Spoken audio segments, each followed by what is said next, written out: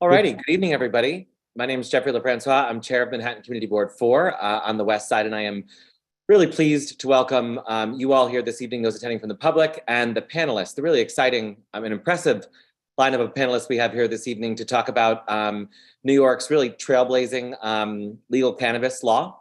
I want to thank, in particular, the CB4 Cannabis Working Group, chaired by Jesse Greenwald, who's going to be sort of overseeing this evening's panel, along with Dolores Rubin on that group as well. So cheers and thanks to both of you for that. And then, of course, Mara Fitzgerald from CB2, who's been leading the charge down to the south of us in the village. So really appreciate her this evening.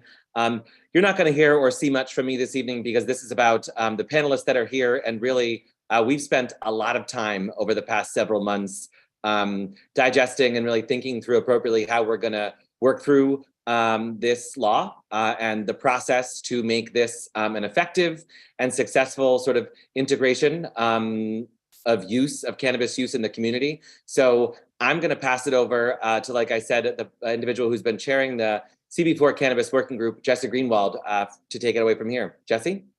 Thank you very much, Jeffrey. And thank you all for being here. Thank our panelists, who I will be introducing shortly. Thank you those who are attending in our Zoom. Thank you for those who are watching on YouTube. And as has been mentioned, this is going to be recorded on YouTube and I suppose may live in perpetuity. So we should mind that.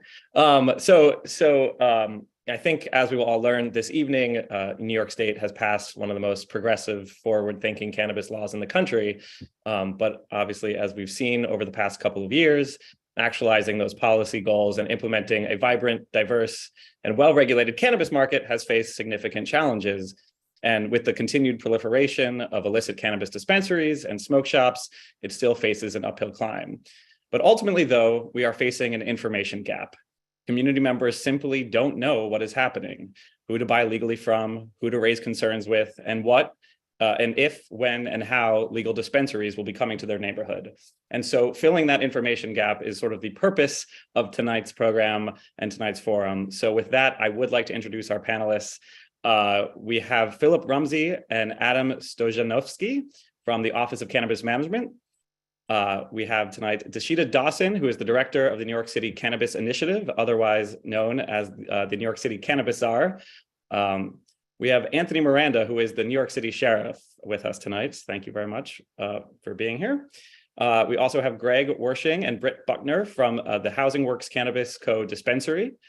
And as Jeffrey mentioned, we have Mara Fitzgerald, who is the chair of the Cannabis Licensing Committee for Community Board 2. So those are our panelists this evening, and we thank you very much for being here. First, we're going to actually start with a short presentation from Phillip and Adam of the Office of Cannabis Management, who should provide an overview of the landscape of the cannabis laws and market in New York.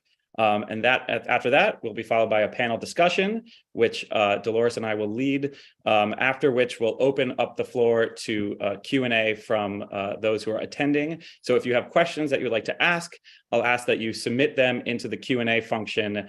And then with the help of my fellow committee member, Dolores, we will select questions to submit to the panelists. And then if there's anything left over, if there's any time left over, any questions we haven't gotten to, we'd be happy to let people raise their hand and ask questions directly. And so with that, we are going to get started with a presentation from OCM. And I'll turn it over to you guys. Okay, fantastic. And thank you very much for the invite. We certainly appreciate it. We have been going all over the state, virtually and in person, from eastern side of Long Island to the western side of Buffalo and everything in between. So we're certainly happy to be here and fill in some of the gaps for CB4. I'm going to share my screen here and start up with the PowerPoint. So I'll kind of jump right in here. I think we'll tend to spend 15, 20 minutes here and go over some of the specific elements and things that you asked us to address. So the Marijuana Regulation and Taxation Act, we'll be referring to this as the MRTA or MRTA throughout the presentation. This was signed into law on March 31st of 2021. It created the Office of Cannabis Management, where Adam and I work, and it also created two boards. One is the 5-member Cannabis Control Board. The other is the Cannabis Advisory Board, and that's a 20-member panel. I'll break down the distinctions a little bit more later on in the slides here. The legalization did create a shift in how New York State views cannabis. And we like to say that the picture here is kind of a stool. Public health is the seat, it's the center, and there are 3 legs. There's social justice, economic development, and public safety. And that's really where we wanted to push the framework of our cannabis ecosystem that we're creating here, and making sure that those were core elements as we build out the ecosystem. As was mentioned earlier, the MRTA does emphasize social and economic justice, and I would say, I would echo that it is by far and away the most progressive in the country, in my opinion. And there are 3 main elements to this. There's equity in the marketplace. The MRTA sets a goal of awarding 50% of the adult use licenses to social and economic candidates. Second is a record expungement. The MRTA automatically cleared an individual's past cannabis convictions, and there's 400,000 records that have been expunged up till now. And community reinvestment, another important element here, that 40% of the adult use cannabis revenue from taxes will be going directly towards communities that were disproportionately impacted by over-policing during Prohibition. So what is legal right now? An individual who's 21 and older can have 3 ounces of cannabis flower or the bud of the plant, and have up to 24 grams of concentrates, and these are the tinctures and the vapes. It can be consumed in private homes or state licensed on-site consumption sites. On-site consumption sites will be among the later will become later licenses that we are putting out. However, it will be a place where you will be able to use this safely. And smoking and vaping is not allowed right now anywhere tobacco isn't allowed. This is where the Clean Indoor Air Act comes in, where a community, a municipality can pass laws governing where tobacco can be smoked. And by default, if tobacco is banned, so is cannabis. So the taxation here, we have a 3-layered tax system. The first is a THC per milligram tax.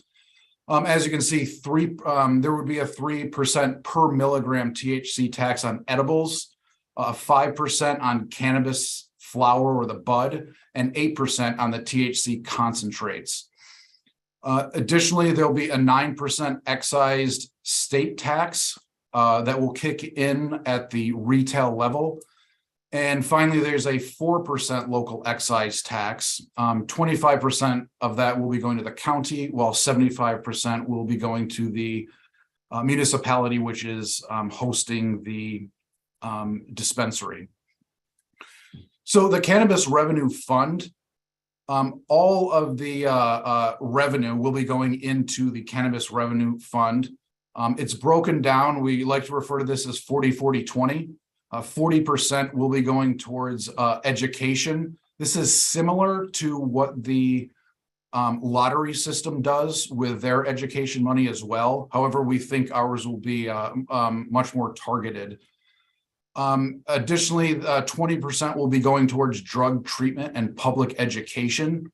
This is part of our campaign outreach that we do. And we always attempt to inform individuals where we are in the cannabis ecosystem development and what that means to them in a lot of the public outreach campaigns. And finally, the community grants reinvestment. This is what I had mentioned in the previous slide. These will be grants going to nonprofits, community-based organizations, as I said, in communities that were disproportionately impacted by over-policing. And this is where the Cannabis Advisory Board will come into play. The Cannabis Advisory Board are the ones who will come up with the criteria and the way that this money will be distributed. And as soon as those developments happen a little bit more, we will certainly be getting that information out to everyone. So some of the opportunities in this industry. So I want to start off with the 9 MRTA licenses. The first 2 are probably the most prevalent and ones you may have come across the most: the retail dispensary and on-site consumption. I think those certainly get the most play in the media and the most interest from constituencies that we speak with. But there are 7 other license types, and they all but the on-site consumption were released in the last batch of regulations that we put out.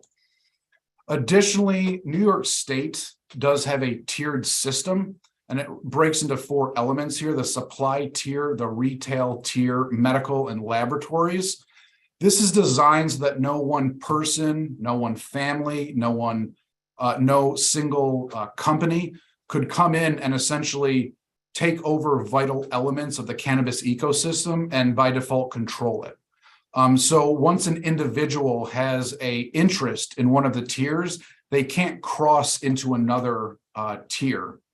And that was done intentionally. We've seen some issues in other states when people have financial interest in different tiers that things can get a little shady sometimes. And by breaking these up into tiers and locking people into one, it does help with the overall cannabis ecosystem that we're trying to develop here.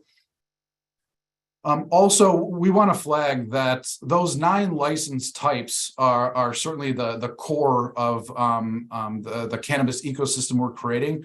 But there are ancillary businesses out there right now that can move forward and become part of, integrate themselves with this growing industry that we're creating. So packaging and labeling companies, e-commerce websites, hydroponics, vertical agriculture, real estate. These are just a drop in the bucket of what existing companies may take a little time and effort and thinking of ways that they can integrate themselves into this ever-growing industry. And they will not need a license from OCM in order to participate. You would need one if you were trying to get one of the 9. So the conditional adult use licenses. So I kind of want to shift a little bit in your mind here. On the right side of your screen, you'll see those are the 9 license types I just described. We're having a second licensing system, and that's the conditional licenses. There's the adult use conditional cultivator license, adult use conditional processor license, and the adult use retail dispensary license, or card. And again, this is a standalone licensing system separate from the MRTA, and it's designed to create a micro cannabis ecosystem throughout New York State. As of now, the Cannabis Control Board has issued 279 cultivator license or growing licenses, 40 processing licenses, and 66 retail dispensaries. I do want to make a distinction between the MRTA and the conditional adult use retail dispensaries. I'm sure you've heard that in order to be eligible, an individual or a member of their family with a cannabis-related conviction is one of the criterias, and the individual has experience owning and operating a qualifying business. This is really one of the first major steps that we have taken to address the social equity elements within the MRTA. And this certainly helps to demonstrate that we are intentionally and purposefully putting individuals that have been disproportionately impacted first here. And this system is certainly reflective of what you'll see to a degree in the MRTA licenses as well. So, role of community boards in this process. So community boards, based on the cannabis law, community boards and municipalities can express an opinion on whether they support the Cannabis Control Board's approval of a retail dispensary or on-site consumption license. Individuals who want to get one of these licenses will have to go to the community board or municipality they're in. We have a form that they fill out to notify you of their intentions. Municipalities, community boards don't have a role in the other license types. So I'm describing here specifically the dispensary, whether it be from the MRTA or the conditional, and the on-site consumption are the licenses that a community board will be able to express an opinion on. So where do community boards fit into this overall process? The community boards can express an opinion, as I said. That opinion will be weighed and viewed by the Cannabis Control Board. And we are flagging for applicants that they do need to be mindful and aware that either the community board or the municipality needs to receive this document, and interaction with them is certainly important. Retail guidance. So one of the documents we'll probably be referring to quite a bit in this presentation. This is a 30-page document, and we will certainly send this over along with the PowerPoint.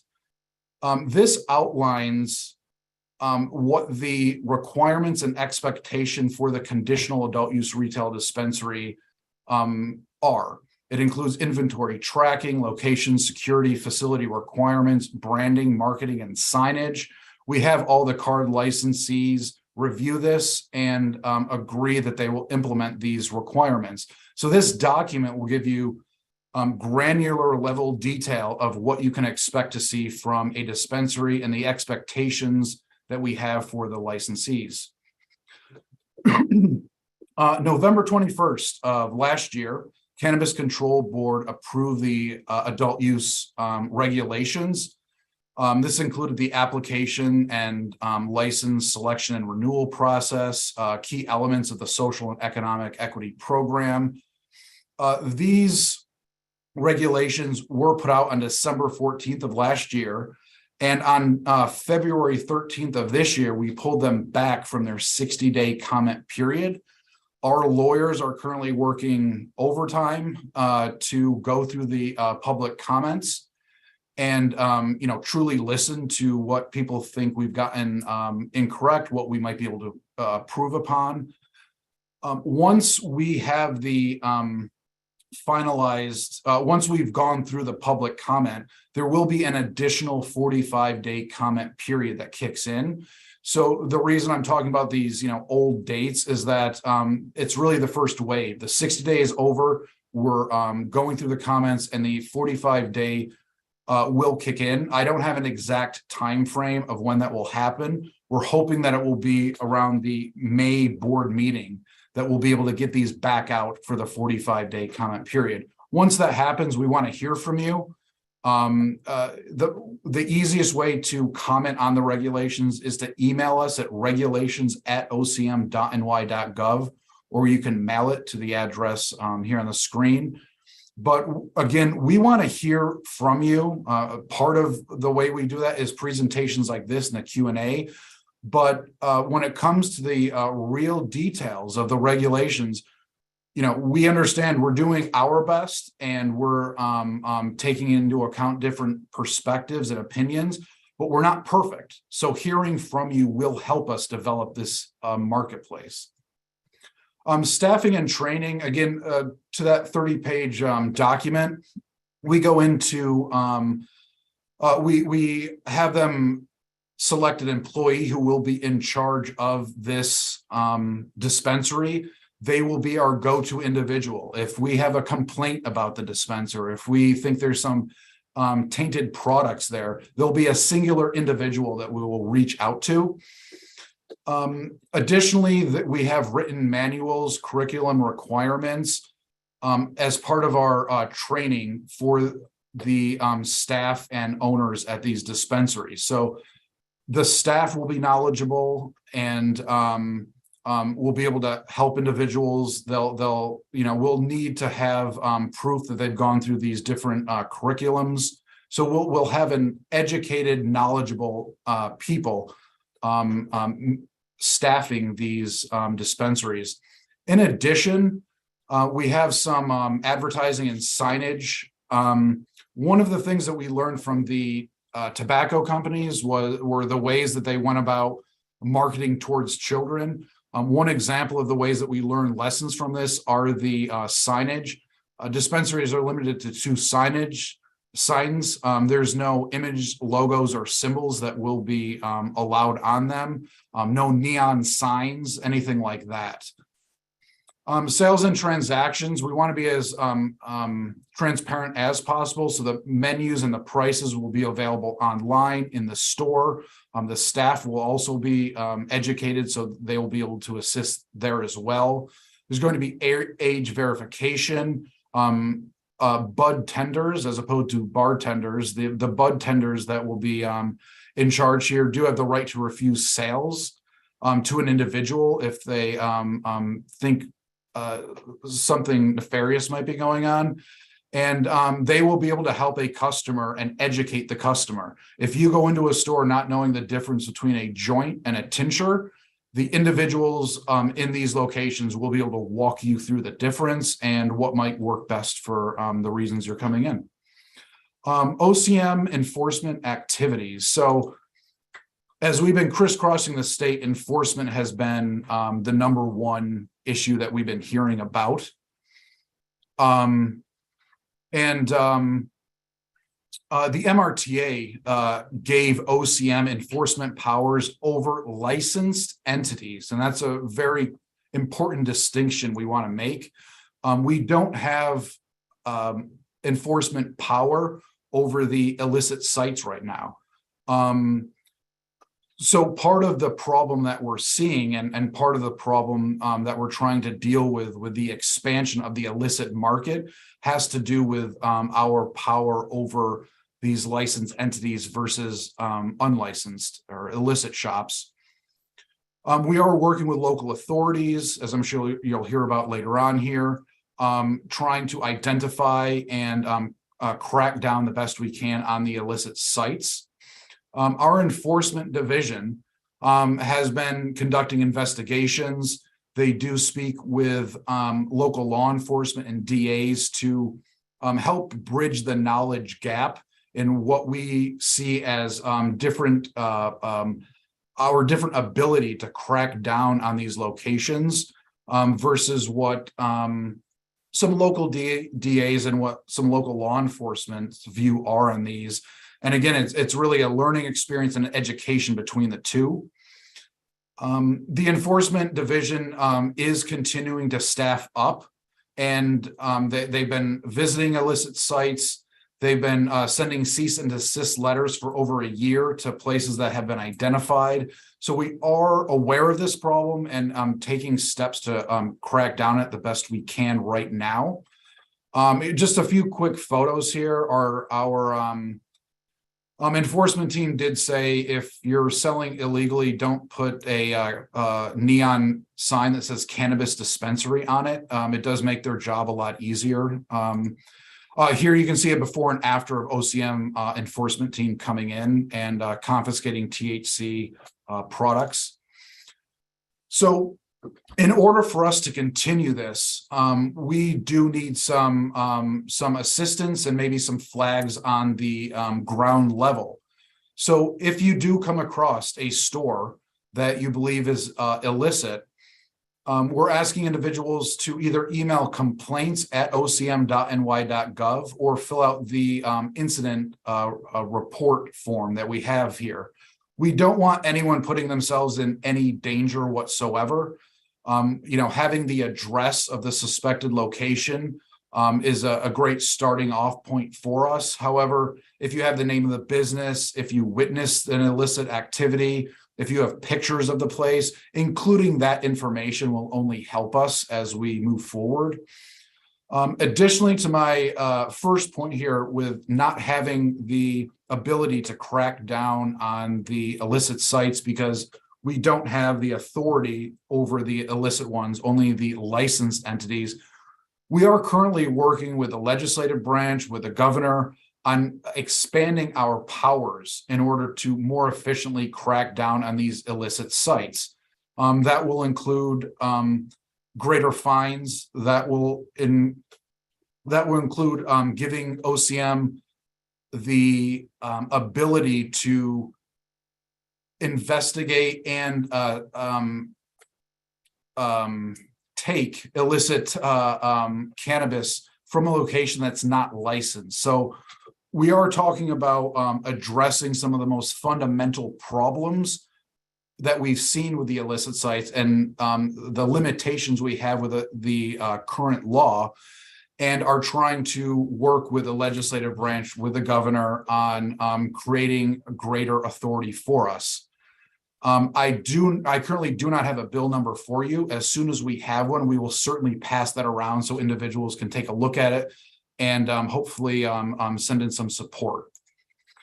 So that does it for us. The last two things here, if there are events you want us to know about, you can email events@ocm.ny.gov. And if you would like to receive regular updates from us, you can go right to our website and fill out, it's on the main page of the site, and you can sign up for regular updates from us. So with that, I will stop sharing here. And yeah, I think you said we might be moving on to the panel, but yeah. Thank you very much for that presentation, which was quite concise. I know I've seen many iterations of this presentation now, and so we're hitting all the salient details now, which is great. So thank you very much. Now, trying to keep it within that 15-20 minute. Yeah, that was okay. so really appreciate it. I know that doesn't answer everyone's questions, but that's why we are having this panel discussion, and we certainly have stakeholders from all across the city and different city agencies and state agencies here to answer everyone else's questions. So to move on to the panel, I was hoping we could just go around first and allow our panelists to introduce themselves and sort of just give an overview of what their role is in the current cannabis landscape, whether that's on the enforcement side or the regulation side or in the business side. So with that, I think I will start with our sheriff. Sheriff Miranda, if you want to introduce yourself and just give our attendees a little bit of background. Okay, so I'm Sheriff Miranda, in charge of the New York City Sheriff's Department. We were tasked by the Mayor of the City of New York to lead the multi-agency task force to address the smoke shops. We work with OCM, we work with the NYPD, DCWP, FDNY, Buildings Department. We take as many city agencies as possible to go into a full inspection of the location to identify any and all violations at the location. We seize any property that is illegal, not only from the cannabis, but the vapes and the illegal cigarettes and any other products that we may come across. And then we issue notices of violations, sometimes criminal summonses. And when it's the felony rate, then we end up making arrests at these locations and charging accordingly. We work with all the district attorney's office in preparing these cases, executing search warrants as well, and preparing long-term investigations with the Department of Finance, where we are actually doing money investigations to track the true owners of these businesses and the revenue that they're generating. Perfect. Thank you very much. I really appreciate it. And also, I just want to remind attendees that there is a Q&A function at the bottom of the Zoom. You can feel free to submit questions, which we will get to after, we'll do a panel discussion first and then have a Q&A session. So if you have questions that you want to ask our panelists, please submit them below and we'll take a look. Next, moving on to Dasheeda Dawson, if you want to introduce yourself. Sure. Thank you so much for having me. My name is Dasheeda Dawson, and I'm the founding director for Cannabis NYC. Cannabis NYC is housed within the Department of Small Business Services, and I work with nearly 100 individuals across other agencies in developing an interagency hub of citywide resources and services for anyone that's interested in getting into the cannabis industry and various aspects of the industry. From, of course, businesses and entrepreneurship and economic development, but also health and wellness and well-being and health equity. So I'm excited to be here and have this important conversation with you. Thank you so much. I'm going to move on to Greg and Britt, both from Housing Works. I'll let you guys co-introduce yourselves. Hey, good evening, everyone. My name is Greg Wersching. I'm VP of Business Development at Housing Works. I've been with Housing Works for about 7 years now. So long before cannabis, my role includes overseeing our grants portfolio, startup of special projects and things along those lines. So I was involved in the application and licensing process for Housing Works Cannabis Co. And I was involved in the sort of the startup of the business. I'll pass it on to Britt. Hi, I'm Britt. Pronouns they, them. I am one of the assistant managers here at Housing Works.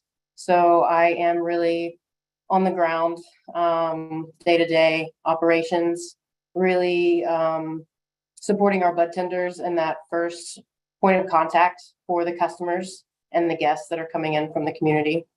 So very excited to be here and to grow with this process. You're on mute, Jesse. I am muted. Thank you very much. Thank you so much, guys.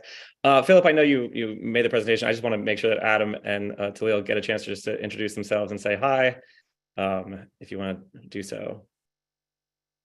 Yeah, my name's Adam Stoneski, Program Specialist with the Office of Cannabis Management. I work with Phil on the intergovernmental outreach. We do these community boards, presentations across, all the way out to Buffalo and all the way out here in the city, and now Long Island too as well. But thanks for having us. Hey, everybody. Thank you for letting me join you in this discussion. My name is Talil Magoo. I am the Deputy Director of Legislative Affairs for the Office of Cannabis Management. In that role, I am contained within the External Affairs Unit with Phil and Adam, but my role is more legislative, so I work directly with the Governor's Office, the State Senate, the State Assembly on all things cannabis. So from drafting legislation, policy, regulations, interfacing with elected officials and their constituents, and then, of course, traveling the state and doing forums and things of this nature. So thank you for having me. Great. Thank you so much. And then lastly, we have Mar Fitzgerald. Hello. Hi. Hi, everybody. I am Mar Fitzgerald. I am the chair of Cannabis Licensing for Community Board 2.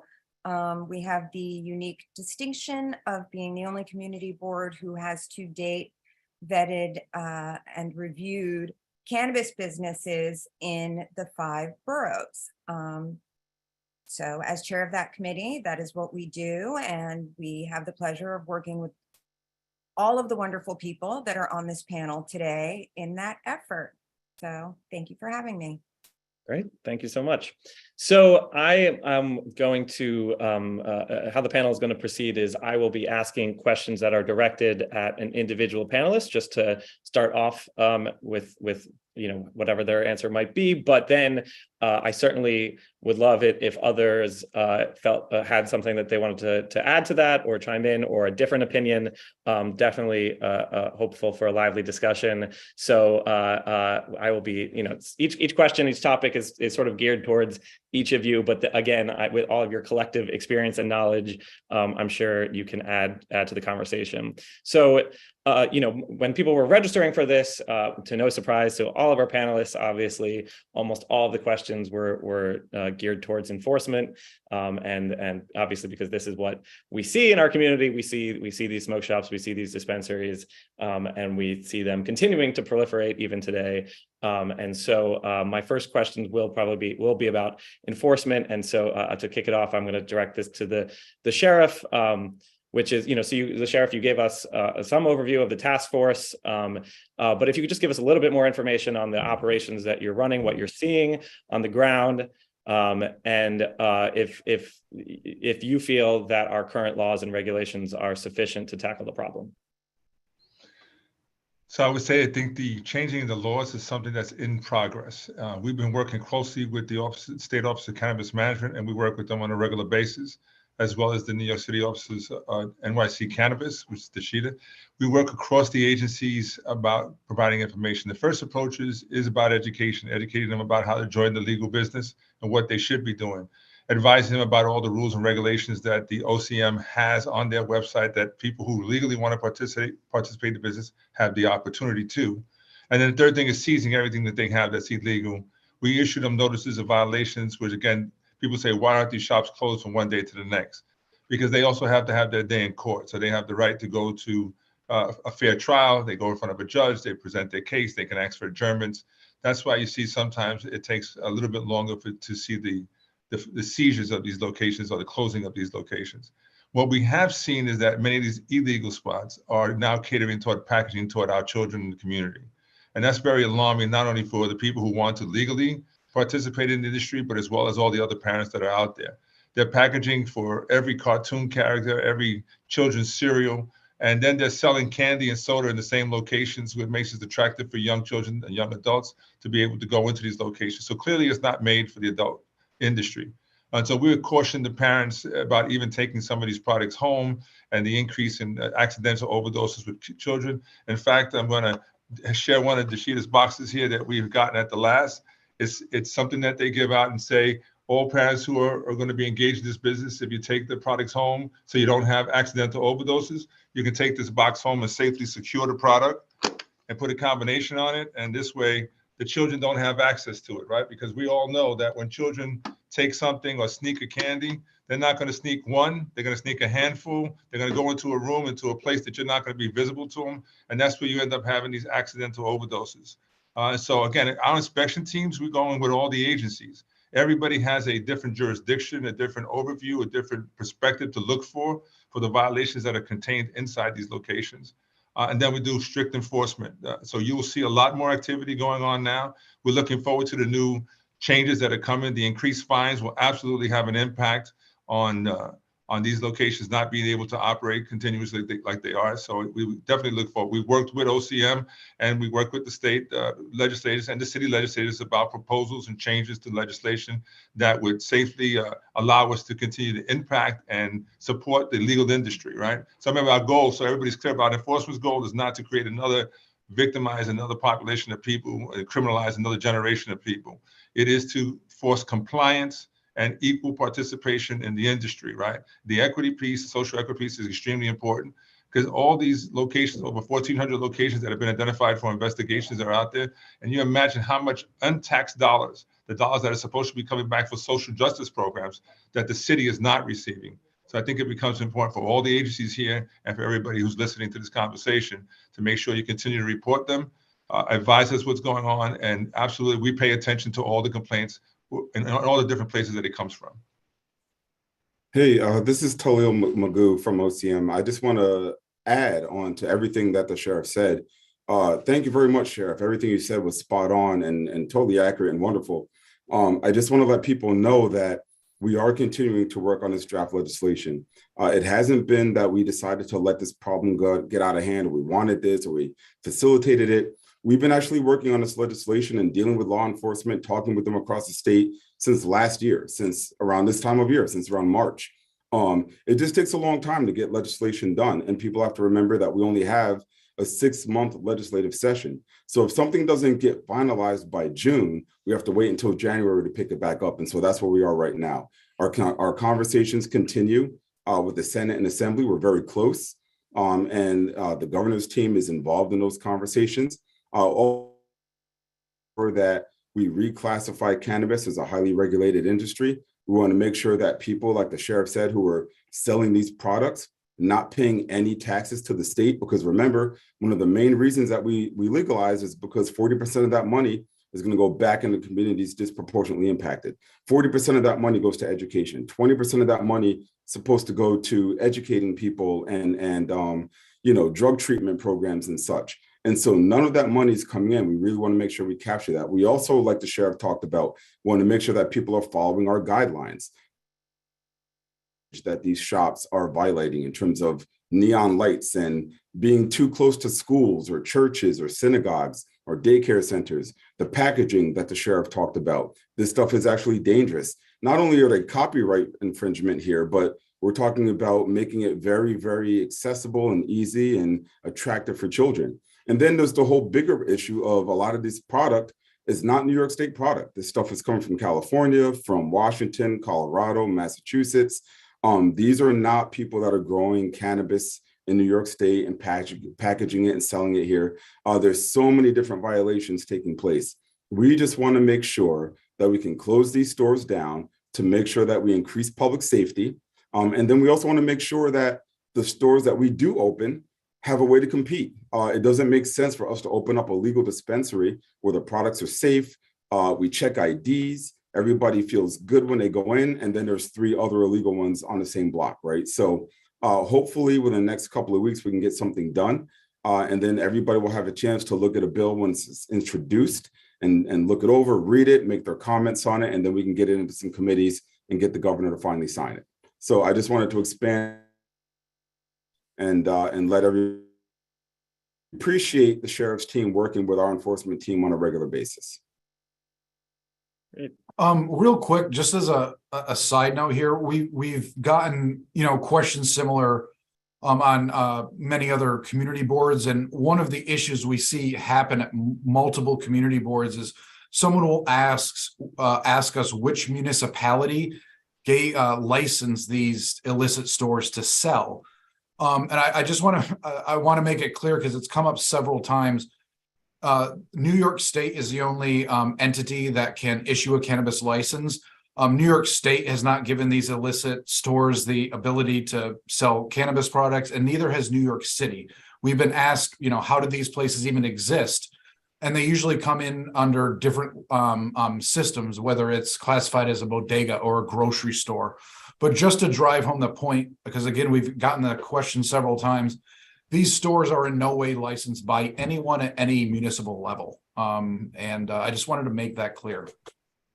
These stores also present, we did this about, is a serious health risk for the community, right? We don't know what they're mixing. There have been plenty of reports saying that these things are being mixed with products that cause more harm, right? So it is the safety of the people who really want to participate in the market legally, and it is the safety of the underage children that they're trying to cater to right now. But the public safety issue is extremely, extremely important for all of us here to make sure that it's done in a safe manner and a legal manner, and it's applicable to all the laws that currently govern their operation. And they're called illicit and illegal because they've made a decision not to follow any of the rules and regulations that are currently out there that everybody has the opportunity to research and abide by.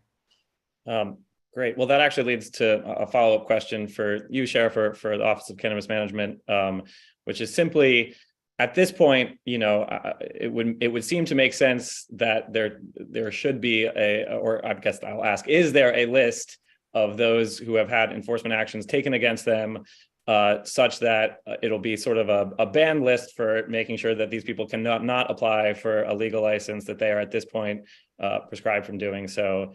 They've sort of at this point, lost that right.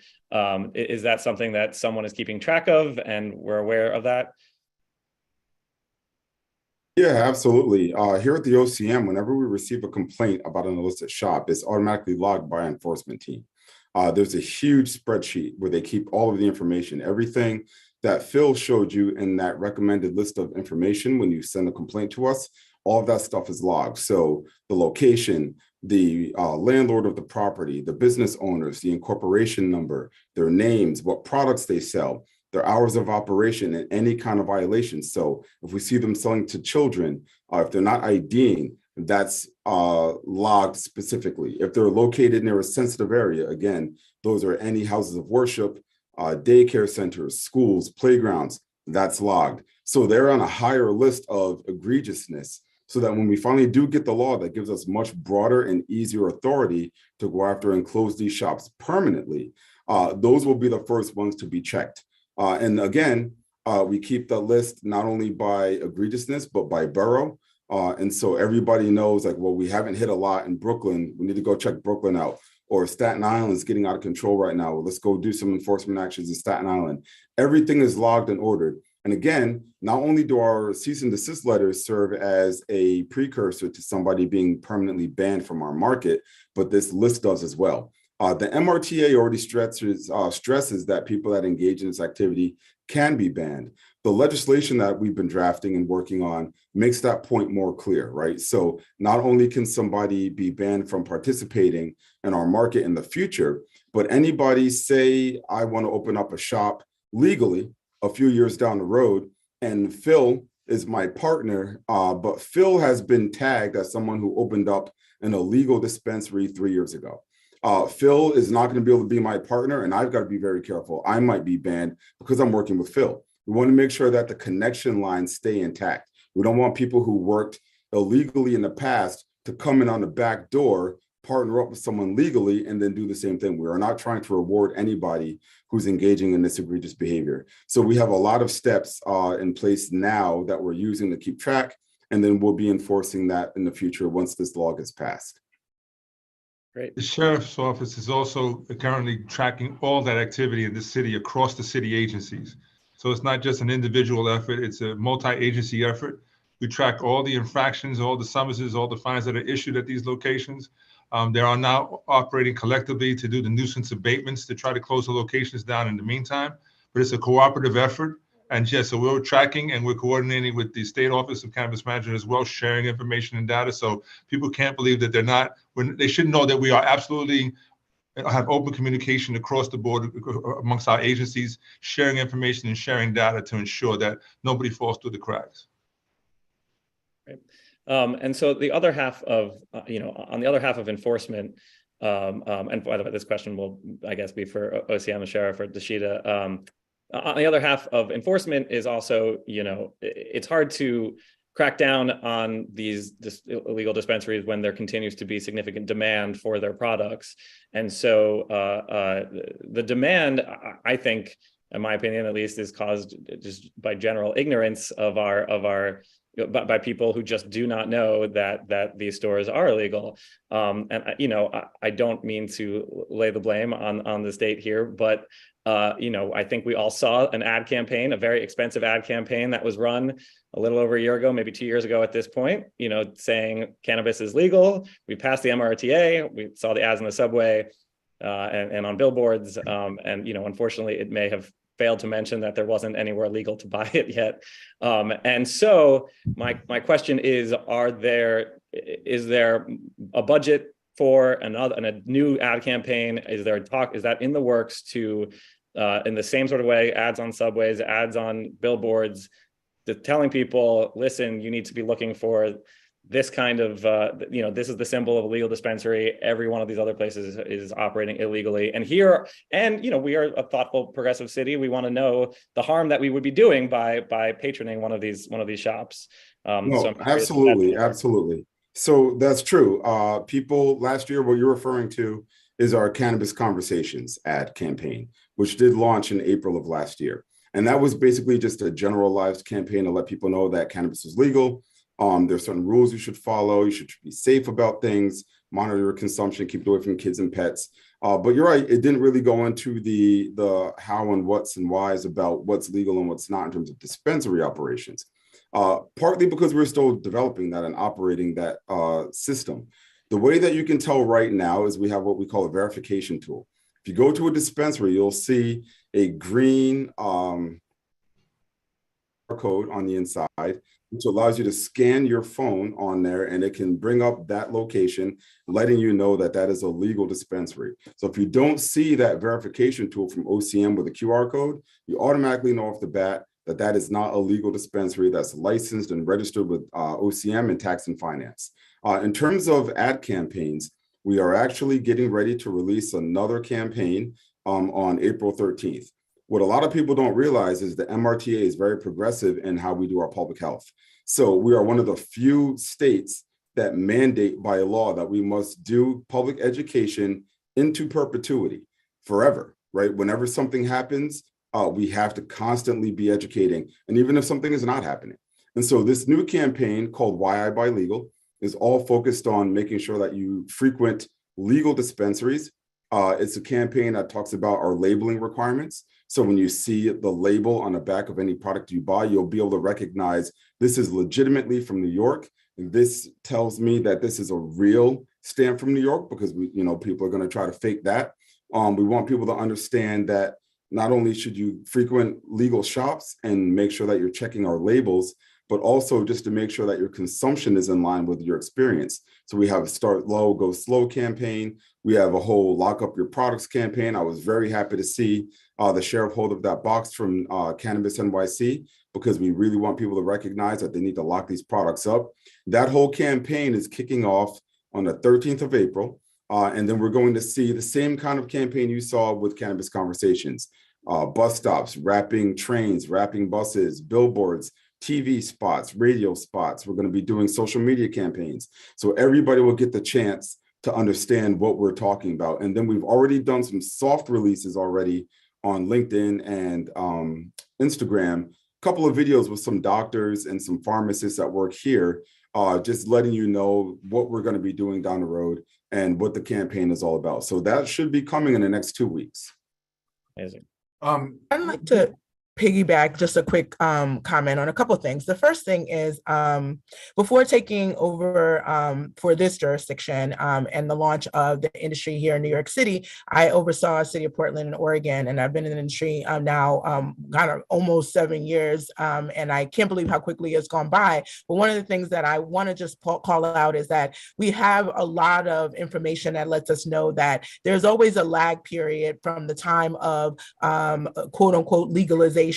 In some cases, that's coupled with decriminalization, where you can possess cannabis, but then the lag period from where you can actually buy it. New York is tracking pretty on par with the rest of the nation, which is roughly about 2 years before you can actually go into a store and purchase. And so there's this problem that's always been. I think in particular, New York City is or New York in general, but New York City especially is one of the unique areas because we already had a previously existing market. And so that demand has already existed underground to the tune of $2 to $4 billion per year in, what we feel has been the revenue over the last 10 years or so. And so it's known to be already a very large consumer base, one that a lot of people want to gain access to. And so this lag period, I feel like, has been really inundated with opportunists that do not necessarily live or have grown up or participated in the previously existing market or within the community in which they're selling to come into the space.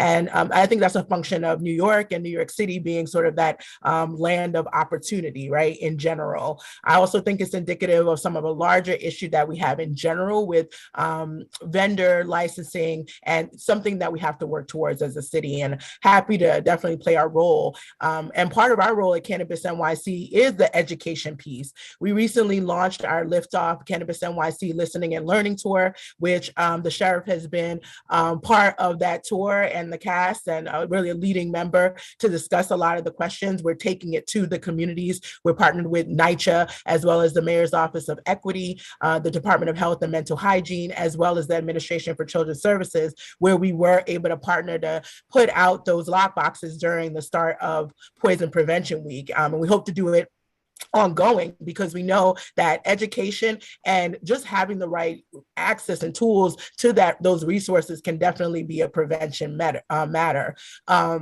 I think the other thing is really understanding that while we are worried about shutting down, Cannabis NYC is also trying to be in lockstep with the state's licensing process and facilitate as much transition into the space, so that people know, hey, how do I actually get in if I'm already participating in some way? I might not have a storefront, but I want to be licensed. I refer to these individuals as pre-licensed because they clearly have that desire to want to transition, and we are creating resources and services for them in an interagency way to be able to ensure that they have all the tools they need to get started as soon as licensing opens up again. Some of the things we've offered have been a regulatory policy workshop, because even though we're waiting for the state, so we think we're actually in partnership with the state, we all need to be giving our comments back to the state on the proposed regulations so that they look like what we need in New York City. So we led a coalition effort of community and businesses to help us, really facilitate made the first time an internal and external set of comments that went to the state about the regulations. We have to do kind of an inside-outside game. It is expected that we have to do the work to shut it down, but part of it will be demand. And the more we educate consumers that these are the products that this is not excellence demonstrated in New York City. Most of these stores do not even know what they're selling, and it is across the board. As soon as we educate that, I think consumers will demand more. And Dasheeda also, you should tell them that it's called the Listening and Learning Tour. And how many community presentations have you scheduled for us? Yeah, we are a 5-borough tour, and we're doing over 40 dates. And like I said, we were just in NYCHA in Brownsville at the Cephalo houses. And I honestly, coming from East New York, coming from various parts of the communities that have been disproportionately impacted, despite the campaigns that we've seen from the state, occasionally it doesn't reach those communities. And so that's where the city really gets to be a partner, to double down on the state's efforts, to be able to take that same information. We meet weekly with the state in order to ensure that we have the most up-to-date information. It's moving quickly, but then we quickly try to disseminate it among constituents in New York City. And yes, it's listening and learning, which means we also go under the firing squad in some ways and get a lot of questions directed at us, some of which we can't answer yet, but we're showing the intentionality and the strategic partnership by bringing all the agencies to places that honestly, I mean, the biggest feedback we got, people were like, can't believe the sheriff came, the sheriff came to talk to us about this. And I can't believe so many commissioners came to talk to us about this, because I think for a lot of communities, they feel like they haven't been brought along with the legalization effort. They know it's for an important thing, but they don't really know how. And this is our best way to engage them on how to be a part of it, whether they're going to be a consumer, a medical patient, or they're going to be an entrepreneur or part of the workforce. Great. Just to quickly 10 seconds here's one point to your question is Tahil had mentioned the cannabis conversations and then the Why Buy Legal. As we create new ones in the future, they will mirror where we are in the creation of the cannabis ecosystem. So the cannabis conversations make sense at the very beginning, so we can get basic questions answered, things like that, interact. Why Buy Legal? You're now seeing the dispensaries opening up. So it's a logical campaign to have. And you're going to see that kind of mirror our actions and the health outreach as well. So a little context for future. Why Buy Legal starts, what is that, the one that starts in 2 weeks? April 13th. April 13th. Surprised it's not April 20th, but okay. We'll bring that back to our people. Yeah. We'll see if we can maybe change that. Yeah. Great. And Dasheeda, thank you for your comments. Also, I think we, as a board who worked hard to comment on the past regulations, we'd be happy to partner with you more closely on the next round of regs to make sure that we're all on the same page. So I'm going to just step away a little bit from enforcement. I'm sure that with all the questions that are being asked, we will certainly be back to enforcement. We'll be kicking off the Q&A shortly. I just have a few more questions for the panelists. And by the way, Adam, thank you so much for handling so many of the questions in the chat. Really appreciated. But I just, this is questions for Dasheeda and for Greg and Britt. What are the, just talking about launching a legal business now in the city, what are the biggest hurdles that we're seeing in the approval of new dispensary licenses? And there's been recent articles about the state dormitory authority, which is something that most people don't know about, getting in the way. And I was hoping you could possibly just touch on that and talk about that and inform us what that is. I can't speak on behalf of what's happening with DASNY. What I can say, however, that card licensees are experiencing what licensees for cannabis experience across the country. The first step is typically a barrier, in terms of a barrier is capital. And so one of the things we're excited about is that at the state of the city, the mayor did announce that we had earmarked some capital that we can use towards the cannabis loan fund. And that's something that every day I'm working in partnership with EDC to try to end law to figure out exactly how we're going to do that and as quickly as we can do that. And so being able to support all licensees, but in particular the ones that are right now at the front, which are the card dispensaries, being able to support that is a very key opportunity for the city. I think another hurdle always will be is, your location, and I think that's why we're here, is very directly tied to your community board, and being able to communicate with the community board. Most of the card recipients, as we all know, are justice involved. A lot of them actually shy away from dealing with government or being civically engaged. And so we, in many ways, I have to commend what MAR has done in Community Board 2, simply because there's been really a very handheld process, walking people through something that they've never done before, which is stand in front of a community board and say, this is my business plan. Although the application that they submit and a lot of the documents that they are required to give to OCM are quite extensive, I think once it comes to public speaking and sort of gaining support, and who you actually need to reach out to even get on an agenda, those are the steps that we can certainly partner with the community board, partner with our other agencies to make sure that we're supporting card licensees with that process. But I think this is something that is universal. It is not just New York City and those licenses. That is what pretty much happens across the board and across the country. I think it's more challenging because most of the licensees are people, again, that have been previously incarcerated. They're not that interested in having that type of engagement. They may have some fear or some concerns about being judged in a certain way, particularly depending on the community in which they've been in. And so one of the other goals we have working in partnership with OCM and MAR, really because they have been the pioneer in this process, is how do we get to a more unified process here in the city? How do we ensure that there are 59 different ways that you have to kind of go through a community board to be approved or get support? And that's something we want to head off right away. And so we're working very diligently to come up with something that's more of a universal package, if you will, that we could just put on our website and community boards can download and say, this is what we need to do. We have that goal to get there by the time we start really seeing the 9 MRTA licenses open up, or really the 7, and probably really, again, focused on that retail or micro business, which may have a retail component. So that's a breakdown to me of some of the biggest barriers. And again, I feel like Cannabis NYC is building the resources so that we can support where we feel like the gaps are. Awesome, thank you. And Greg, Britt, I'll let you, add to that, but also, if there's beyond finding a retail space, what other challenges you might be have you had faced just opening and operating your retail space, which again was the first here in the city.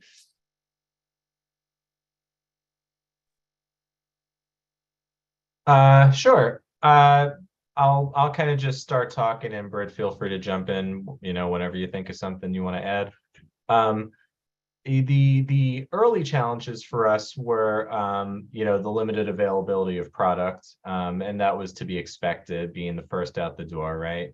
On the day we opened, I think we had products from simply 4 different vendors, and at the time there was a backlog in the lab testing, and OCM was well aware of it, and they were very good about finding ways to open up more labs and kind of whittle down the bottleneck about maybe 4 to 6 weeks after we opened. And I think we're in a pretty good position today. We see a lot of cultivators and processors on market now. New ones seem to be coming by the shop every day. So that's a great thing. There was, sort of an unintended consequence of that, which was about the line testing and the THC potency labeling, which was in the news not too long ago. And I think we took a little bit of flack from that. I'm not from the public. Britt could speak to that better than I can, but I assume that's something that will eventually, get straightened out as well. For sure. I think it's all about transparency at this point, and education, obviously. We're really trying to make sure that our bud tenders are informing our customers of all of these things, especially when we learned about the line testing and that it couldn't be true to the actual THC in the flower, it's just from the seed. We were communicating that to the customer. So we don't want this stigma to be any worse than it is. So really it is about just finding a way to communicate around these issues that we're having, because we're all learning together. We were the first. But yeah, I think working with these cultivators and farmers to make sure that the batch numbers are on their products and understand that OCM needs these things for regulation, and we have to comply by these in order for things to be safe and efficient here. So. Well, I will follow up on that with a question actually in the chat, which is, what is, is there a way that you're able to measure the impact to your business from the illegal dispensaries that you're surrounded by? I mean, do you have a sense of how much that's cutting? I mean, I assume it's significant, but I don't know if there's a way to measure that or yeah. I can say that obviously the initial rush that we had was there was a lot of excitement. It was novelty. It was, this is the first, I can do it legally, even though my bodega guy is, 2 blocks away. Right. So that at first it was just, I just want to buy it legally in New York. This is historical. That's why I'm here. Then it started to become, well, your prices are much higher than the guy down the street, So then we had to kind of pivot the conversation and educate the customer and tell them this is New York grown, this is New York tested, this is something that you can walk out, and if you're stopped, you have, a receipt, like you're good. So yeah, just going back to being like really communicative with the community. Thank you very much.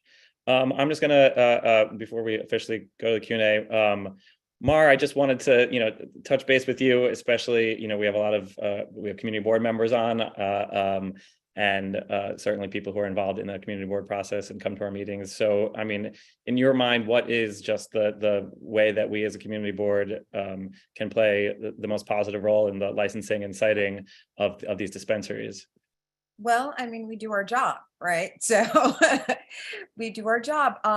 What we've been doing at Community Board 2, and because it is such, this is a whole new exciting landscape. And I worked closely with Greg when Housing Works came to us, and we furnished them with a list of community groups, block associations, nearby businesses, any really relevant stakeholders, so they could on their own go out into the community and find out, how do we best fit in here? What is going on this block and in this area that we need to be conscious of. So I think as a community board, to really give these dispensaries and these operators the tools they need for success in the community and to do their best to fit in and to be a benefit to the community is really the most important thing we can do. As well as, supporting them by just letting them know how we do things, what we like, hours, operations, what we always do. I don't know. That's about it. Great. Oh, but I'd also, I do. Go ahead. Sorry, I'd like to add, the community, the public can help as well. They should walk into the dispensaries in their neighborhoods and say hi and actually see what's going on there, and to that, as a community board, we can also help the community, help educate the community about these business and really do our best to erase the stigma of cannabis. And yeah, that's it. I did just want to say from our perspective, we were all learning together, and I think we were very fortunate to have Mar that we were dealing with at the first iteration of all these, other than being dedicated to her job and moving these things forward. She brought a lot of knowledge about the cannabis industry and what we have done in the MRTA and other actions we've taken. And I would just flag that when we're working with community boards, having someone with that level of knowledge or dedication to learning does make the entire process very smooth, as opposed to kind of explaining the basics of something. So we were fortunate to have Mar be our first individual that we were kind of working these things out with, and the knowledge she brought was definitely helpful to the process. And I am very fortunate for Mara's input as well, a role model to me, and I am working on getting up to speed and knowledgeable so that I too and our board can be a partner with you all. I am going to just start. First of all, again, Adam, you've really cleared a lot of these questions in the chat. So if people have asked questions and they're in the chat, go ahead and look, because it's possible that your question's actually just been answered before we even turn to this. But one question that one more question, like we'll just put out for maybe everyone, which is the next phase of this that I don't necessarily know how much people appreciate it, right? Is okay, we have dispensary licenses first, but then we will be dealing with on-site consumption lounge licenses. That is in the future. And as you just said, Phillip, we will all be learning together about what the effects have on the community. And obviously the number one issue there being odors. Is there, I don't know if people have thoughts or comments on either the regulations as they were written, or if we think that we need special, if there's a special process for on-site consumption lounges that might be different than our retail dispensaries. I will just throw that out there if anyone wants to take it. Before OCM jumps in, I am a stickler for this and language. And so I'm just going to simply put this out there that New York did something very unusual in that the laws just says on-site consumption, which means that it doesn't have to be a lounge. I think when we say lounge, when we say recreational, which again, New York doesn't have a recreational market, we have an adult use market. We purposely didn't use that language in the MRTA. And I think because the language of cannabis equity is evolving, the language of cannabis consumption is also evolving. On the West Coast, the wellness industry is literally starting to boom and be infused with cannabis. You can do cannabis and yoga. There's so many different ways that you can have on-site consumption. Workplaces having on-site consumption. The more we understand that cannabis is medicine, people use it for focus, people use it for inflammation before they work out, after they work out. The more we get to that, the more we will see a proliferation of the different types of businesses. So I do think it's important that we start to understand why the language is and be as inclusive in that language. And I love that OCM has kind of also done that, but the law has, as broad of a definition as you can possibly think of for on-site consumption.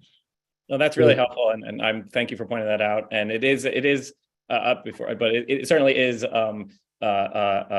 more inclusive, more diverse than necessarily how a lot of us have been thinking about what that business type looks like. And so that's really helpful context. Yeah, I think it's really great. Thank you for that, Dasheeda. That was actually very helpful because a lot of people don't even consider these things that you just mentioned.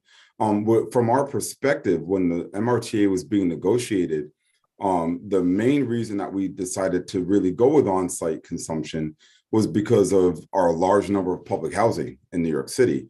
If you're familiar with this, if you live in public housing, you're not allowed to consume on the property, you could risk being thrown out of your home. And so we wanted to give people a place where they could consume just like everybody else, legally in a safe manner, without having home and their stability. But as Dasheeda just pointed out, there are so many other ways that this can be done. And we're trying to look at other ways to allow people to grow at home down the road as well who live in public housing. And so there's some bits of legislation out there that people are considering, but that's all coming down the road. Everything will open up first, though, before the on-site consumption does, because on-site consumption is the most difficult thing that we're going to have to really try to put together. Those regulations are actually not fully complete yet. We're still taking suggestions. We're still working internally. We're looking at what other states do. One of the other things, too, is a lot of states don't do this. A lot of states don't allow for home grow. A lot of states don't allow for on-site consumption. And so there aren't that many examples yet. There's more popping up, and people are doing the whole testing and seeing what works. Every state is different, have a different environment, different cannabis culture. But down the road, this will be a booming business. And so we want to make sure that we get it right. Again, the whole process will fold out the same way it's folding out now. We'll put the everybody can make their comments, the whole back and forth. And so that's coming. And it's going to be exciting. If you've ever been overseas, I've been to Amsterdam. They've got their on-site consumption things set up, their coffee shops. It's really unique. We're trying to figure out, what are we going to allow people to buy there? What are people going to be able to sell there? There's a lot to figure out. And so we need the community's input, we need stakeholders' input. And so that should be coming down the road. So everybody should stay alert for that. I would just briefly re-mention Clean Indoor Air Act when it comes directly to odor. It is an avenue that municipalities can use, again, limiting where tobacco can be vaped or smoked. By default, also eliminates where cannabis can be used as well. I realize this is not some magical, bullet that will fix everything, but it is at least one bureaucratic avenue that municipalities can implement. We've seen them banning at city parks, outside of city municipal buildings, county municipal buildings, county parks. They're using that as a foundation. Again, will someone maybe ignore the park warning on it? Possibly, but you'll have an avenue to move forward with to address them ignoring it with the Clean Indoor Air Act. So I just wanted to repeat that. Perfect. Thank you very much. So I'm officially going to be moving over to our attendees' questions in the Q&A, the few that remain. I was about to, well, I think Susan has a couple of questions. I don't know if Dasheeda, you might have been answering it, but I will put this out to the panel. Susan says we need to have a local law for local control. Regulators in Albany should not be running this process. What is the status of the New York City business and zoning laws? I put that out, whoever wants to answer it. Well, I'll start off with the local control question. Excuse me. So before I had this role, I worked in the New York City Office of the Mayor for Bill de Blasio. My portfolio at the time was criminal justice, public protection, and law, which is how I started working on cannabis. And so my role in the State Legislative Affairs Office was to work with all of the city agencies and lobby the state legislature on behalf of the mayor.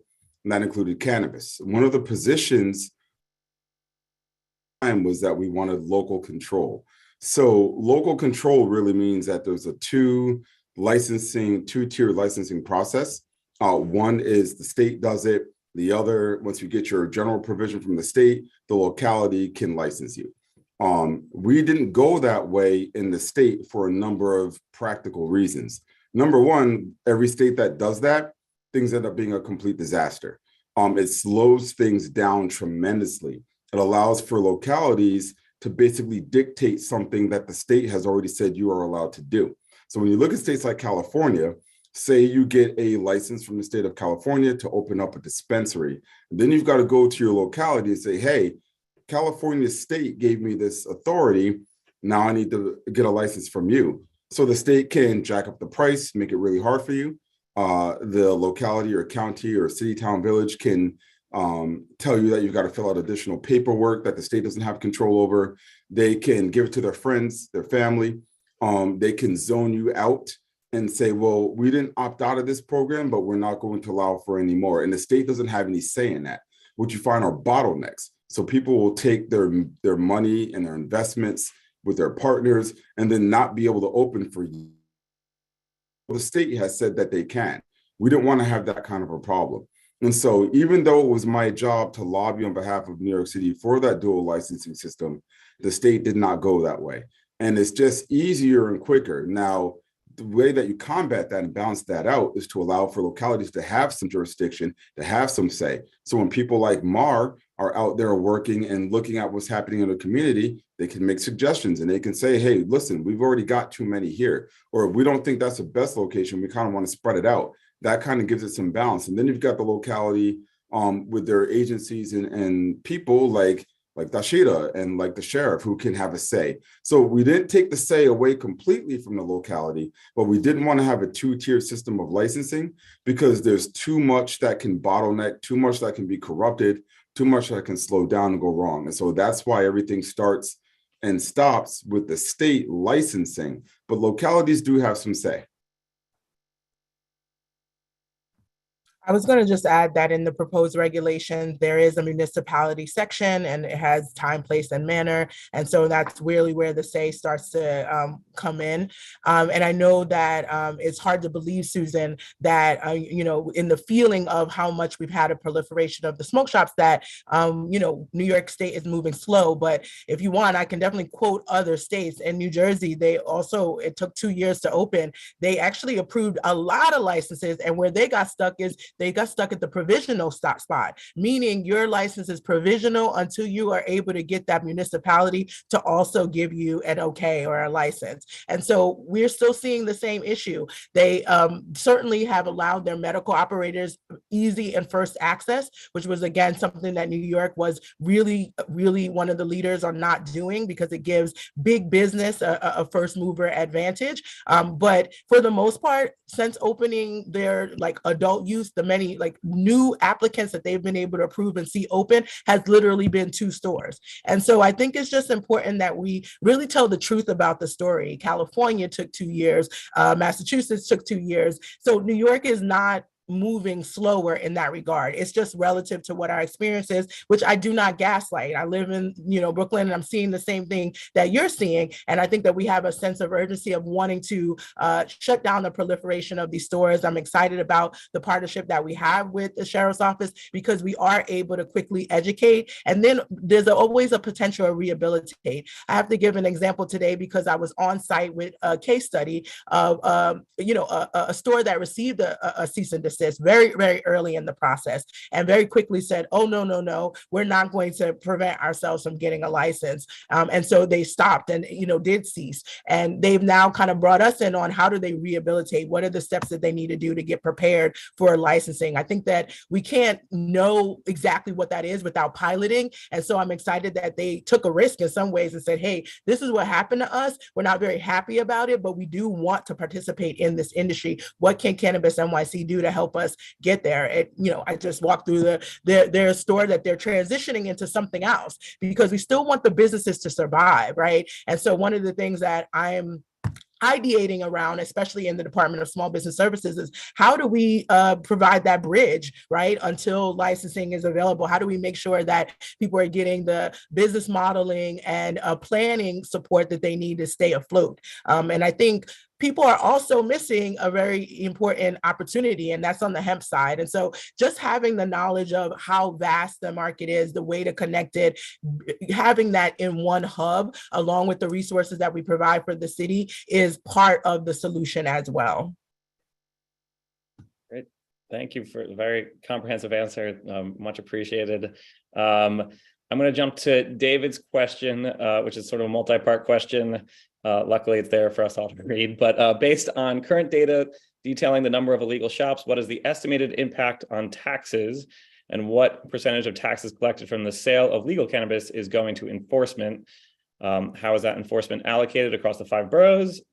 And then separately, is there any mapping occurring showing potential hotspots where cannabis shops may be oversaturating a neighborhood, such as Hell's Kitchen along 9th Avenue? And again, maybe the sheriff wants to kick that off, but happy for anyone to take it. I guess I'll jump in to start. So in terms of taxes, right? So right now, as everybody's spoken about so far, the illicit shops, they're not paying taxes the way they should. So the illicit shop, don't shut them down, they're paying taxes, but they're not paying taxes specifically for cannabis. When you register your business as a legal cannabis operator, there's a certificate of registration and a certificate of authority that you will get from the New York State Department of Taxation. And so when you pay your taxes, they go into a separate account that is dedicated to cannabis tax revenue. That tax revenue goes into a fund, and then it gets split out, first of all, to pay administrative costs, right? So to run OCM, to pay our salaries, to make sure that we have our fleet vehicles, to make sure that we have everything that we need to run our cannabis ecosystem. Some of that money goes to tax and finance to process the taxes, to DASNY so they can operate the fund. But then everything that's left over goes back to the community. So say we get 100% of the taxes in, you take a cut right off the top to pay administrative costs for the state, then everything else goes to your communities, right? So 40% goes to communities disproportionately impacted by cannabis.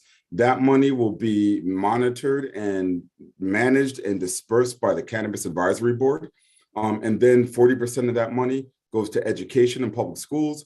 And then another 20% of that money goes to education and drug treatment services. And so that's where the tax money goes. In terms of the enforcement team, we are very small, which is part of the problem right now. But if you look at the New York State budget, there's a $5 million allocation proposed this year. That $5 million allocation will go strictly to and for nothing other than hiring and paying and staffing up our enforcement team. So when you take who we have now, you take that 5 million and you buffer us up, and then we're going to be working, and if this law gets passed, we'll be working in partnership with the sheriff, with local law enforcement, and with the Department of Taxation and Finance to spread out across the state so that we can do all of this enforcement, not just in the 5 boroughs, but also in Western New York and the North Country and the Southern Tier and Central New York. It's a statewide effort. And so that's where things are heading. We're not quite there yet because things need to domino down that line, but we're on our way. And I guess, and the other point is that we're documenting all these locations. You should notice of people who are consuming the product. A lot of these things are counterfeit product that is not actually coming from the States. We found a lot of packaging used for the product. So when they say, it comes from California, people think they might be getting that. They should probably be more careful because as we inspect these stores, we're finding that they're selling packages of packaging for people to put cannabis inside of it. And so with that being what's proliferating in the streets right now, you can't be certain what you're getting at any of these other unlicensed locations. I do think it's a good point, reminder here, what I believe Tahil had said with the dispensary sticker, which has a QR code on the front. Again, we'll be sending over pictures of those and a write-up that kind of describes what you can do. Scan the QR code like you would any other, and it brings you to our website, kind of verifying that this is a location. I think they'll become more prevalent, obviously, as we open up more. But, once you know what this looks like, you should be able to instantly identify an illicit store versus legal. And again, most of the illicit stores, you can tell just by the signage alone that they're illicit. But we'll make sure to get the verification tool over to everyone so you can, properly identify it and let your constituencies know as well. I will say we did have some community members just this week point out that some of these illicit stores are starting to create chains of them themselves, which is, there are just a number of ways where even if they don't have neon signs and they don't have, they are starting to adjust and make themselves look more legitimate than they are. And so I think, we continue to try and stress that. And I mean, through these conversations, this is how it happens, to continue to inform the community that they should not be patroning these shops. Real quick, on the allocation front, I assume no dollars have been allocated yet from any tax revenue because we don't have enough dispensaries and open long enough to do so. Yeah, that's right. We have a yearly report that has to be submitted to the legislature, the Senate, the Assembly, the governor, the comptroller. That report was just released on January 1st, but of course there's no money in there, right? We just opened our first store on December 29th. So this year, though, we'll see significant revenue. And then from that point on, that's when people really want to pay attention to those reports to see how much money is coming in and where it's going to. How, as I said, when we start to send that money out to the communities from the Community Grant Reinvestment Fund, everybody's going to want to pay attention to the Cannabis Advisory Board, because those laypersons, a 13-member board, they're the ones who really are going to decide, what community group will get them, is your area going to deal with? Are they going to build a new health center? Are they going to, pave roads? Whatever communities want to do. And then there's also the revenue that goes in to the places where the dispensaries are located. Remember, people could opt out of these dispensaries if they wanted to. And there's a number of communities across the state that did. And so they're not privy to receiving any of this tax revenue. But if you did opt in, say Kings County, they'll get, the tax is 13%. So 9% is for all that stuff I talked about. The other 4% is dedicated toward the localities. So 4%, 1%, of like 25% of that goes to the county. So Kings County would get it. And then if that dispensary is in Bed-Stuy, Bed-Stuy gets the other 75% of that, right? They can do whatever they want. There's no prohibition or itemization. So whatever Bed-Stuy wants to do, they can do. So every time you see a location that has one, they're getting revenue. And then CDIs also get additional revenue. Right. You know, and one of the nice things about these conversations is, you know, people again only see, you know, these dispensaries and they're smelling the smoke, but they, you know, to hear, you know, you know, just how well thought out this law is, and all these aspects of the law that has passed that just haven't been implemented yet, but that is coming and should be very exciting for our community and for the city. So I appreciate you sharing that information. Jeffrey asks, and I'm guessing, I think I know the answer that people will have, but Jeffrey asks, your ideas on quality regulations and education are great, but bottom line, end users will purchase based on price and convenience too. For decades, people have been buying and using without New York State and will continue to. Why not partner with those already in business? New York State is losing billions in the meantime. Can I just say that again, the smoke shops are not what I consider seasoned cannabis operators. They're not. So they're not the ones that we're necessarily wanting to partner with. Now, I'm sure that there are maybe even a small handful that may have pre-existed before, but what we're seeing in this number that we're quoting, 1,400, these are not stores that are necessarily demonstrating excellence in cannabis science or business or culture. And in fact, I think sometimes it's making a mockery out of it. And so they will quickly actually become more obsolete. The more competent we become as a consumer population, the more inclusive we have of our celebrated but still underground cannabis culture in the legal market, the more though these stores that are selling you know, $8 or $10 eights, not even really the real like definition of it, using terminology that's not true, look-alike packaging that doesn't distinguish a brand from one thing to the next, it just doesn't have a chance to survive. A good case study would be Canada.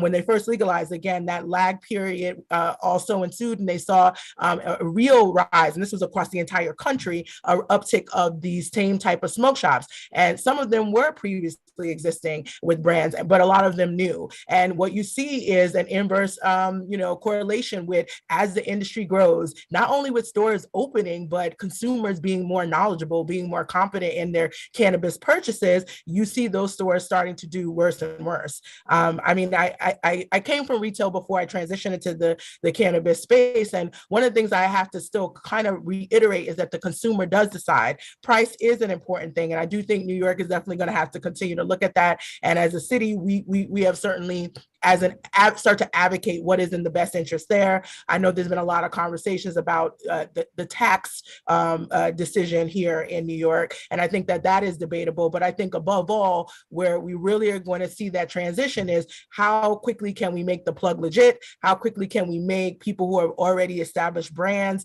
transition into the space, because we're also bringing their customers, which by the way are millions of customers already, into this space. And so some of this is just solving for a problem and also calling it what it is. And I know that's hard in government, but yeah, calling it what it is. Sorry, what went by that? Just follow up. Sorry, what was the term that you used, the term of art that you're using to describe what were previously established businesses? Well, there's many terms. When my growing up in East New York, we called that person the plug. They know where to get cannabis, right? And good and quality. And often, you know, being able to have that type of relationship for 10, 15, 20, 30 years. This is the anecdotal information that we're getting. But also more recently, after about 2020, we started to see a movement across the country where we're referencing the legacy, meaning that there's a history that already exists and there's a legacy of market that exists. And in New York, it's rich with culture, it's multicultural, it's very diverse. It actually is the opposite of what we've seen from the legal market, which is predominantly white male owned. And so New York, again, is taking a different approach to ensure that we don't leave consumers behind, because as much as people believe, oh, we just open legal stores, people will come. No, Illinois boycotted their market because it is not inclusive of the plug.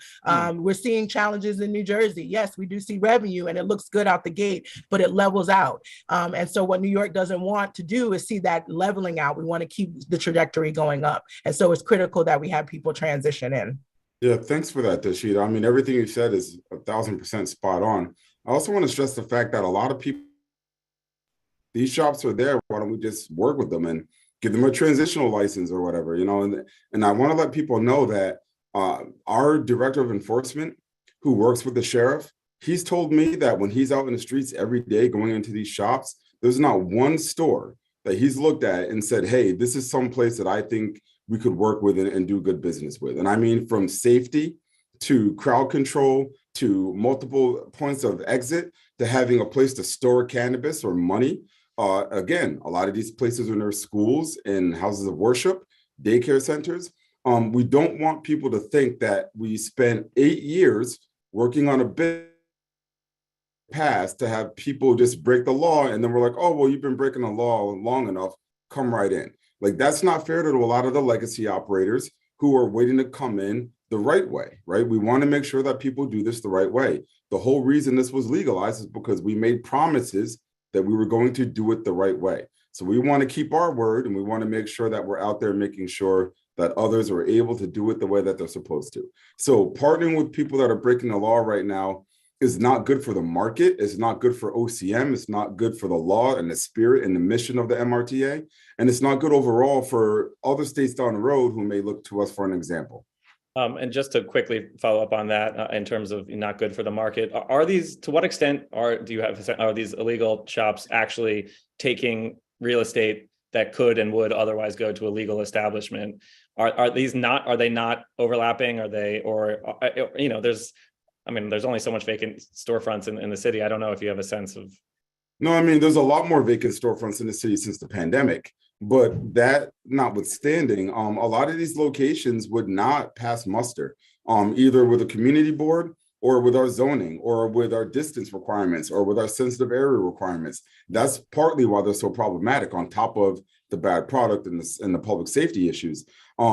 You know, there are a number probably out there, but that number that's taking away from people who can, it's not that large. These people wouldn't be able to operate if they did everything right to begin with the location that they're at. Hopefully, if we can get this bill passed I've been working on, we'll close a lot of those down. And then the places that will be able to be used can be used by somebody properly. Got it. I do just want to stress the difference between a store which has repeatedly ignored our cease and desist letters and repeatedly ignored our explanation to them why they can't be moving forward with this, and a store that may have created an illicit site, but then realized once we reached out to them that they maybe misinterpreted the MRTA, they misinterpreted the gifting part of it, and they pulled back immediately. We saw that in a few municipalities. So there is that distinction. You know, someone making a mistake and responding to us and acknowledging the mistake is different than a person who's continuing to ignore us. And the repercussions down the line would certainly be harsher. It was at the October 21st of 2021 board meeting. Both Chris Alexander, our executive director at the Office of Cannabis Management, and chair of the Cannabis Control Board, Tremine Wright, addressed gifting because we realized the severity of this issue, and we've been pushing forward ever since. And they, made it clear, ignoring us and continuing the activity is very different than admitting you made a mistake and rectifying it. Could I just, go ahead, Sheriff. Yeah, I just want to say, some people ask different law enforcement agencies, can you do something a little bit different? So let's be clear about it. Law enforcement agencies, regardless of what you call them, are going to follow the rules and regulations that are out there for enforcement. They're not going to have that kind of discretion that people think they will have. And we are now, again, working with the district attorneys and working with other city agencies, also issuing notices to the landlords of these properties. Some of them have been duped. Some of the landlords have come to us and say they rented to have a restaurant. Then they turn out to wake up in the morning and next week and it turns out to be a cannabis location. Then they feel like they're in a hard place to try to evict them. The good thing is the DA, especially the Manhattan DA, they started working together to assist those landlords in getting the illegal businesses out as well. But the ones who feel that they're trying to ignore the process, the same thing. They're being issued letters saying that you rented to the location is engaged in illegal business, and they bear some of that responsibility. So I think that's also going to be part of what changes this conversation with so many illegal shops once the landlords start knowing that they have a role in it and they're going to be held accountable. I think that's critical. And the reason is because we've been hearing from community boards that, 1 week there's nothing but maybe abandoned buildings or buildings that are unused or underutilized. And then the very next week you see 3 shops on the same block. Well, honestly, if you think about how people have purchased in the past, it's looking like those are all the same landlord. And so I think the way that the state and the sheriff's office has started to approach this has been like, how do we get to the common denominator? Is either if the landlord's being duped, then they're kind of at least supported and backed so that they can do something, or more likely than not, and I believe this just visiting all 5 boroughs and starting to see what I see, that it's more likely we have a handful of landlords that are capitalizing again on this lag period. So even though there might be 1,400 stores, I think someone said something about chains getting started, it's because they own multiple properties and can actually do this very quickly, which again, I think we have to be very honest that this is also a threat to just the equitable goals that we have. None of the people that have been part of, the communities disproportionately impacted, or vast majority of them, would be able to operate in this fashion. I mean, we're still finding that there's challenges with getting real estate for Black and brown people in the city, low income people in the city. So I think it's just critical to recognize these are people who have a lot more privilege and access to that real estate. And it's often people working in concert among multiple locations, as opposed to just I own one and I'm making this decision to turn this into a business. Right. And as a final point, I just want to let people know so that they're clear, there are still cannabis crimes on the books. When we legalized cannabis, we didn't just say everything is fine and unregulated. It's not like buying Tootsie Rolls or gum at a convenience store. There are still crimes of possession. There are still crimes for sale, especially to children, and depending on how much you possess. These are actual things from violations to misdemeanors to felonies. They're in Article 222 of the Penal Law. There's a whole section. The problem with that is that it costs a lot of money and a lot of time to do these things, and they're more geared towards individuals, not huge operating stores that are running in brick and mortar. That's why we're trying to draft a law that will supplement Article 222 and allow us to work with everybody that's a partner so that we can go after individuals who are carrying too much in their car or sold to a couple of high school kids, right? We want to make sure that we expand upon this without going back to the bad old days. We're not trying to do enforcement 2.0 or war on drugs 2.0. What we're trying to do is keep it very narrow, very targeted on these storefronts, because the storefronts are what are impacting quality of life. The storefronts are what's impacting our budding market. The storefronts are what is increasing the public safety risk. So I just want to let people understand that, yes, there are still crimes on the books.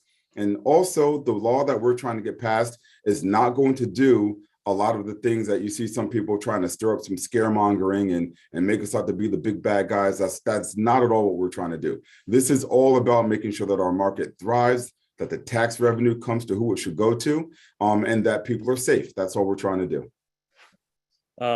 Thank you. And to pick up from that, because I'm going to move to Kimmy's question here, but I think part of the continued issue is as we don't want to recriminalize cannabis, and so to have people who are so concerned about the illegal activity on their streets and in their neighborhoods who are now calling the police, which may not be the appropriate enforcement agency anymore, and so to have this task force in place and really going in with civil enforcement is so important. And I would be remiss if I didn't convey our immediate local concerns here at Community Board 4. So Kimmy's question addresses that. She said the classic environment of the theater district and Hell's Kitchen is being damaged. How can the person smoking and hanging out on 44th, and let me say, it's not just 44th, it's not just the theater district, of course, it extends it down into Chelsea, and you are all very aware, I know, when restaurants in the area are already calling police on a regular basis. And she says, please, can this question be directed to the sheriff during this meeting? So, Sheriff, I just think that just to allay people's concerns, if there's any more detail you can share on the task force activity or the patterns that you're seeing or the actions that you're taking, just expand, specifically here in on the west side of Manhattan? So we run a number of operations. I think the street enforcement is going to still fall to the local police department. A street vending, that kind of thing. Even DCWP will come out and do some street enforcement for vendor licensing. We have locations that are now also cooking and doing other creative things with cannabis products and things. It's also still a violation of the law. And so you'll have the Department of Health coming in and doing inspections in those locations as well. So we are going to continue. We do target those that are close by schools, houses of worship, nurseries, senior centers, things like that. So if you have complaints of these locations there, we've also tackled the business of these vans that are out there selling. If they're parked by our schools, same priority, schools, houses of worship, creating an issue, please notify, not only the police department, notify the sheriff's department. You can still call 311. They will log the complaints. They will assign the complaints, and it will be addressed immediately by one of the agencies as well.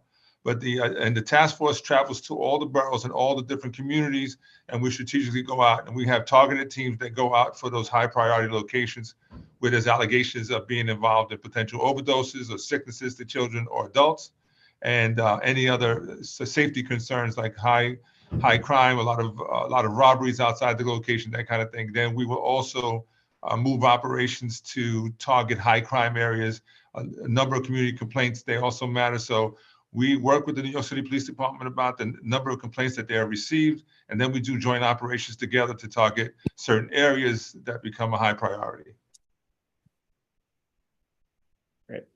I am, thank you, Sheriff, for the answer. Just to sort of bring some of our other panelists back into the fold in the last remaining minutes here, just some questions about operations and illegal cannabis industry. For our Housing Works folks, Britt and Greg, well, I don't, maybe Greg's no longer with us, but I'm curious, you guys have recently announced your delivery services, and you have announced them that you'll be delivering, I believe, all over Manhattan now.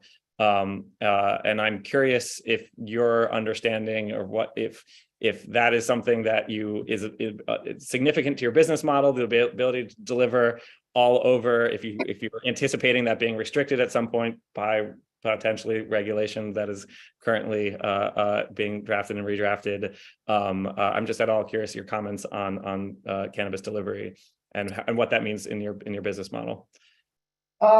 Yeah, so we started with like pickup orders, online sales, kind of see how that would work. And that has really started to be a big chunk of our sales. So we decided that delivery is obviously the next step. Same system, we just, implementing, putting people out in the community. The biggest thing for us is making sure that we are reaching members of the community that need cannabis. It's all about accessibility, especially with Housing Works. We want to make sure that people are getting what they need in order to survive. And if cannabis is part of that, then we want to make sure that we're accessible to them. In that same aspect, we need to make sure that our staff is safe. So we are looking into the different communities that we can deliver to safely and effectively. We want to make sure that we are welcome in that community. And yeah, that's pretty much it for now. We're expanding as we can and as we are getting feedback from communities. That's how we're implementing how far we can go at this point.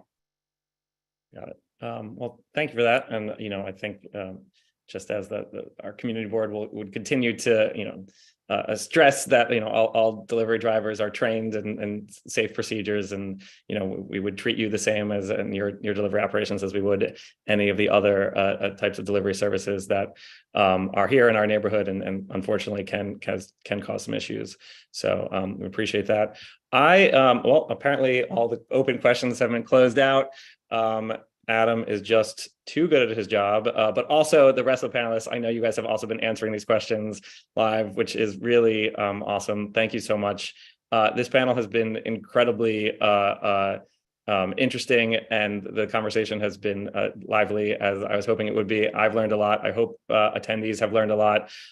If people who are attending in the audience, in the on Zoom audience, the virtual audience, if you didn't have something addressed, please submit your questions to Jesse Bodine, who just popped up on camera again. He's our amazing district manager in Community Board 4, and we can try to pass it along to the correct person or correct agency. But with that, I really just want to extend my extreme gratitude to all of our panelists. It's really so important that we have these conversations. I'm so glad that you all can make it. You're all, and honestly, just your breadth of knowledge in this area is really impressive. And you say we're all learning together, having been as part of these conversations now for a year and a half, a year or so. I mean, we all have learned a lot, and that's really exciting. And I know we are going to continue to push forward and do better, and try to solve these problems, and also, really put together a well-regulated, vibrant cannabis market here in the city. Jesse, I don't know if you have Jesse B, any closing thoughts beyond that, but I just want to say thank you again. No, I just want to make sure I put it into one of the answers to the questions, my email, but and we can certainly make the presentation from OCM available. It will be on our YouTube channel already, so they'll be there. But obviously, if people want the deck itself, we can do that. But my email is the letter J and then my last name Bodine, so it's jbodine @cb.nyc.gov.